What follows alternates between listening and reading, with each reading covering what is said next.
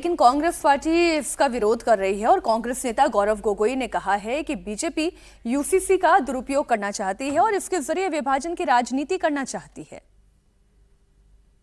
Bhajpa equality में विश्वास नहीं करती तो भाजपा समाज में जो बंटवारे और विभाजन की राजनीति करती है उस नजरिए से एक प्रकार का संविधान में उल्लेखित यूसीसी का दुरुपयोग करना चाहती है।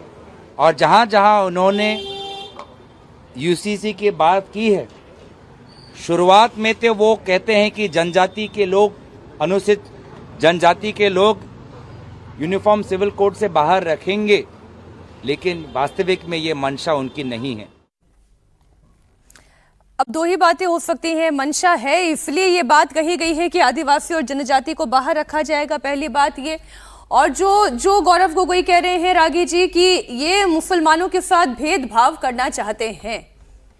देखिए, यूसीसी तो संविधान के प्रावधान के अनुसार है भाई। Directive principles of state policy में आर्टिकल 44 में तो यूसीसी का प्रावधान है और 7 बार कम से कम देश की सुप्रीम कोर्ट और हाई कोर्ट्स मिला करके कम से कम 7 बार कहा है कि देश को यूनिफॉर्म सिविल कोड की तरफ ले जाना चाहिए। कांग्रेस पार्टी में ये ताकत नहीं थी, कांग्रेस पार्टी ने ऐसा नहीं किया क्योंकि उनको लगता था कि मुसलमानों का विरोध होता है और मुसलमान का विरोध से उसमें पॉलीगैमी भी आ जाता है, तो उसमें मैरिज, प्रॉपर्टी ट्रांसफर है ना, एडॉप्ट, ये जो सक्सेशन, ये सब सारे इससे संबंधित प्रावधान होते। इसमें तो कोई दिक्कत ही नहीं होनी चाहिए। यदि देश का मुसलमान क्रिमिनल लॉ एक मान सकता है तो सिविल लॉ एक मानने में तो कोई दिक्कत है नहीं। और कभी भी ना तो पूजा पद्धति में इसके अनुसार से जानबूझ के कहा जाता है अरे मुसलमानों के पूजा पद्धति में, इसमें पूजा पद्धति कहीं आती ही नहीं है। आप कैसे शादी कर रहे हैं, कैसे ब्याह कर रहे हैं, इसमें ये इसके प्रोसीड्यूर और उसकी तरीका है, इसमें भी कोई हस्तक्षेप नहीं है। तो ये सब, चूंकि कांग्रेस पार्टी मुसलमानों से डरती थी, उसको लगता था कि जैसे ही हम काम शुरू करेंगे मुसलमान हमारे खिलाफ हो जाएंगे, हमारी राजनीति खत्म हो जाएगी, तो उन्होंने नहीं किया। अब मुसलमानों की जनसंख्या इतनी ज़्यादा हो गई है देश में, 17%, 18% हो गई है। पहले 9.4% थी, उस समय यह आसान काम था। भारत का विभाजन हुआ था, 10 साल 15 साल के अंदर ये शुरू हो जाना चाहिए था, लेकिन नहीं किया क्योंकि उनको एक वोट बैंक खड़ा करना था, तो नहीं किया जानबूझ करके। अब जो है किसी भी केंद्र सरकार के लिए अब ये ज़्यादा मुश्किलें पैदा कर रहा है जी, क्योंकि ट्राइबल बेल्ट के अंदर वाकई भी अभी उनमें उतना कॉन्शियसनेस नहीं है, वो सड़कों पर उतर जाएं या उनको बरगलाना आसान हो जाए, और वो इमोशनली इससे ज़्यादा जुड़े हुए हैं। तो ये इसीलिए आप देखेंगे कि चाहे वो गोवा हो, चाहे वो गुजरात हो, ट्राइबल एरियाज को इससे हमेशा अलग रखा गया है। और यहाँ पे हेमंत बिश्व शर्मा है।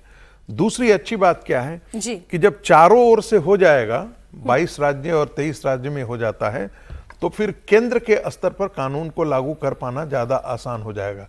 लेकिन फिर भी आपको क्या लगता है कि तमिलनाडु में जहाँ कांग्रेस नॉन बीजेपी सरकार है, वो इसका विरोध नहीं करेगी? बिल्कुल विरोध करेगी। केरला में इसका नहीं विरोध होगा? बिल्कुल विरोध होगा। तो जहां जहां कांग्रेस पार्टी है वहां राजनीति करेगी। और देखिए तर्क कितना भोंडा है कि ये इक्वलिटी की हत्या, अरे ये तो इक्वलिटी के लिए है, इक्वलिटी के खिलाफ नहीं है। अमिताभ जी, अब ये तो बहुत जल्द अब बंगाल में भी होगा, 6 महीने के अंदर अंदर होगा। शुभेंदु अधिकारी भी अपनी तरफ से मंशा जता चुके हैं कि ये हम करेंगे, यूसीसी हमारे एजेंडे में है। देखिए, अगर संविधान जब सभा बनी थी उस समय भी ये डिबेट हो रहा था कि यूसीसी को क्या हम एक आर्टिकल के तौर पर लगा सकते हैं कि नहीं। आर्टिकल 35 नंबर पे इस पर डिबेट भी हुए थे। अंबेडकर साहब ने कहा कि नेशनल इंटीग्रेशन के लिए, सिविल यूनिफॉर्मिटी के लिए बहुत जरूरी है, ऐसा होना चाहिए। लेकिन इसमें भी विरोध हो गया था, जो उस समय की राजनीति थी उसके हिसाब से कि अभी हमारा बंटवारा हुआ है, अगर हम आप छेड़ेंगे तो और प्रॉब्लम्स होगी। तो इसलिए कम से कम जो पर्सनल कोड हैं उनको माना जाए। और अमूमन ये फैसला हुआ या ये कॉम्प्रोमाइज हुआ कि उसको डायरेक्टिव प्रिंसिपल्स में लाया जाए, आर्टिकल 44 में, जो नॉन एनफोर्सेबल है, यानी स्टेट इसको लागू नहीं करा सकता है। और कंकरेंट लिस्ट में डाला गया कि स्टेट्स चाहें तो बना सकती हैं। लेकिन धीरे धीरे ये बात बहुत दिनों से ये डिबेट चल रहा था, बीजेपी ने इसको काफी आगे हद तक ले भी गई।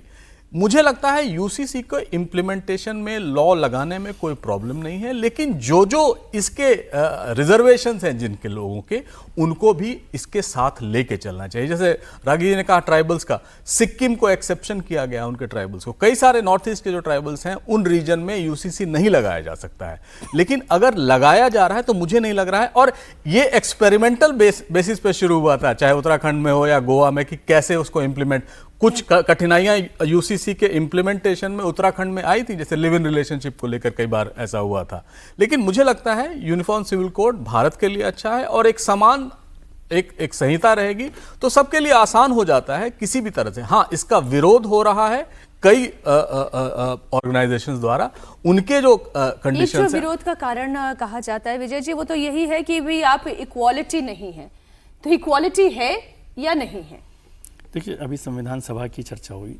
संविधान सभा ने जब क्रिमिनल कोड को यूनिवर्सल कर दिया एक तरह से, मतलब पूरे देश के लिए एक तरह के लागू किए, उस समय ये पर्सनल लॉज को नहीं लागू किया, क्योंकि उस समय ऐसा माहौल नहीं था, और उस समय की संविधान सभा को राजनीतिक मजबूरियाँ कह लें या और देश के माहौल को, कि जब लोगों को समझाकर इस पर लाया जाए तो एक साथ आया जाए। मैं समझता हूँ, मैं यूसीसी को, मतलब मैं तो सपोर्ट करता हूँ कि यूसीसी होना चाहिए दुनिया देश भर में, किसी भी डेवलप्ड कंट्री के लिए, सभी लोगों के लिए। और ख़ासतौर से यूसीसी है क्या, यूसीसी को जब तक सरकार इस तरह से नहीं करेगी कि भाई महिलाओं के ज़्यादा अधिकारों पर इस पर काम किया गया है, इसमें ज़्यादातर मसले महिलाओं से जुड़े हुए हैं, उसको उस तरह से प्रेजेंट किया जाए।